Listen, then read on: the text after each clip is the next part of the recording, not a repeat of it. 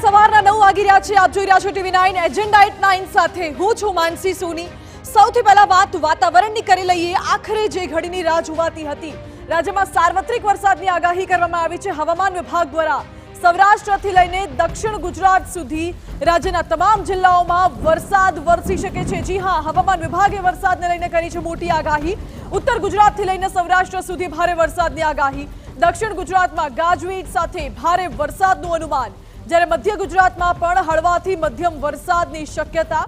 મેઘરાજા આગામી 5 દિવસ ગુજરાતને ધમરોળશે। નવસારી, ડાંગ, દાદરા નગર હવેલીમાં ભારે વરસાદના એંધાણ, તો ગીર સોમનાથમાં ભારેથી અતિ ભારે વરસાદની શક્યતા। જ્યારે 24 જૂન બાદ રાજ્યમાં વરસાદની ગતિ વધી શકે છે। આવનારા દિવસોમાં ચોમાસું આગળ વધવાની શક્યતા।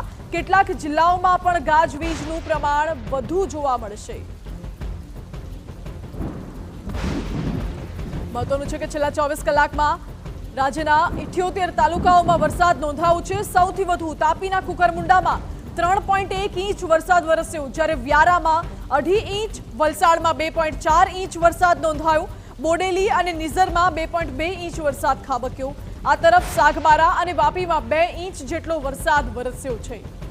દક્ષિણ ગુજરાતમાં ભારે વરસાદ વરસ્યો। છેલ્લા 24 કલાકમાં હજુ પણ આગામી દિવસોમાં દક્ષિણ ગુજરાતમાં ભારે વરસાદની આગાહી છે। ચોમાસું અત્યારે દક્ષિણ ગુજરાતમાં અટવાયેલું છે, પરંતુ હવામાન વિભાગની આગાહી છે કે 24 જૂન બાદ ચોમાસું આગળ વધશે અને રાજ્યભરમાં સાર્વત્રિક મેઘમહેર થવાની આગાહી।